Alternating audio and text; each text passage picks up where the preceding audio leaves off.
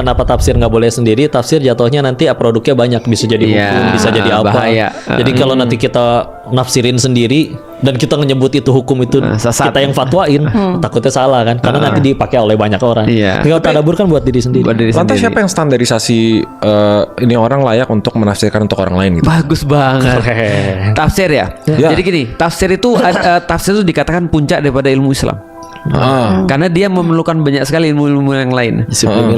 Dia memerlukan ilmu usul misalnya, bagaimana membedah pokok-pokok dalam agama, ada balagoh, bagaimana kemudian melihat gaya bahasa, nahu sorof gitu kan ya, tata bahasanya, sejarah ada di situ masuk. Apalagi ya banyaklah, ada berapa? 17 atau berapa? Fadlatul Amal ya, minimal ada 13 sampai 17 fan ilmu yang harus dia kuasai dulu, baru dia diizinkan untuk menafsirkan sendiri.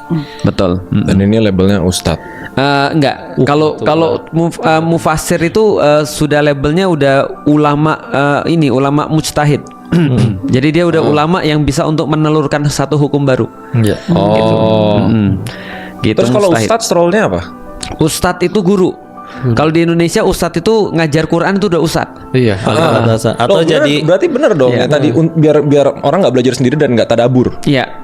Bukan, kalau supaya dia misalnya kalau mau tadabur untuk diri sendiri is okay. Dia kenapa ya Allah misalnya menggunakan kata ini? Ya Allah, ternyata Allah gunakan kata ini untuk ini, maksudnya ya Allah aku seneng banget. Asal nggak menyebarkan ke orang lain gitu. Dia ngobrol boleh ke orang lain, ngobrolin tadabur itu, cuman itu bukan bagian daripada hukum yang diturunkan. Jangan berfatwa. Ya, bukan berfatwa. Oke. Tapi balik lagi, siapa yang standarisasi dan bilang kayak ini boleh karena dia benar dengan cara diinterpretasi. Ini kalau mufasir, kalau mufasir sudah ada hukum-hukumnya. Jadi sudah ada ilmu-ilmunya tadi. Jadi orang-orang lihat contoh kayak gini ya, misalnya ya.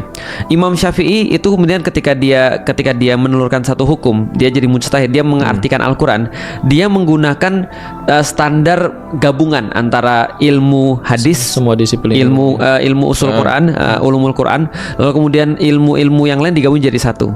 Nah, itu Imam Syafi'i. Kalau Imam Malik dia lebih kepada ngelihat bagaimana perlakuan penduduk Mekah. Penduduk Madinah.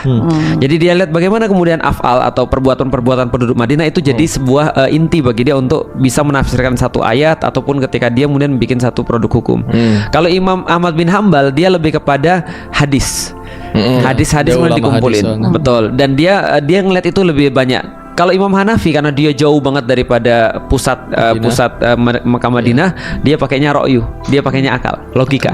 Dan nggak ada yang bisa dibilang yang paling benar dong kalau gitu. Nah, di antara semuanya empat ini ketika dia sudah ini semuanya benar. Tapi kalau ada orang yang misalnya contoh ya, aku mau menafsirkan Quran pakai metode apa? Hermeneutik, nggak bisa. Harus turunan minimal dari 4 itu.